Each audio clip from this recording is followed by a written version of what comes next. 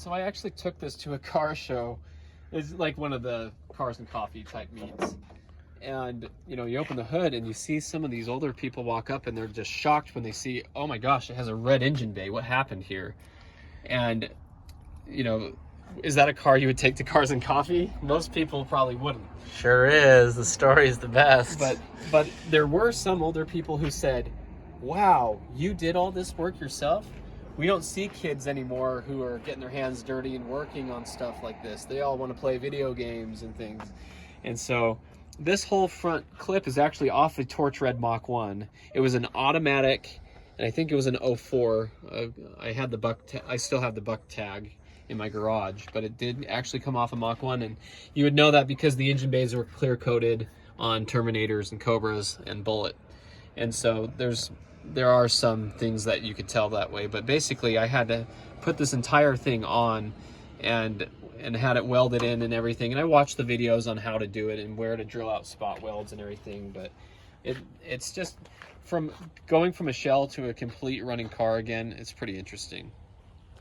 Yeah, a lot of work, especially the wiring, all that. Most people just give up. And to, you know, switch out harnesses and do everything like that. That's right. Actually, I have a Sonic Blue GT I bought that was a parts car, and I had to get the entire fuse box harness and all the other harnesses out of it.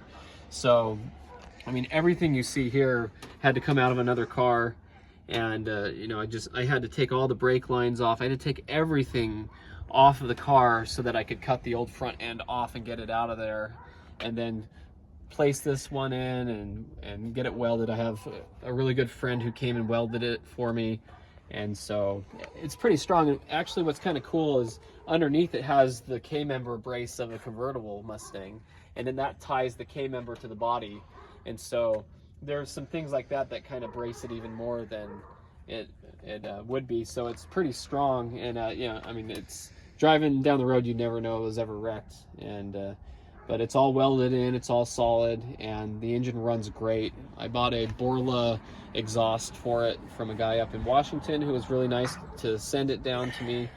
And but yeah, I mean, everything, when you buy a car like this, you're like, oh, it doesn't have these pieces to hold the hood up. It doesn't have the hood latch. It was, you know, the hood latch was destroyed in the accident. The cable for the hood latch was destroyed in the accident. Just everything on this car needed to be done. And I got the body panels off of a V6, a zinc yellow V6 that was in the wrecking yard, but I didn't know until I got down there that it was actually repainted at one point. It was still a zinc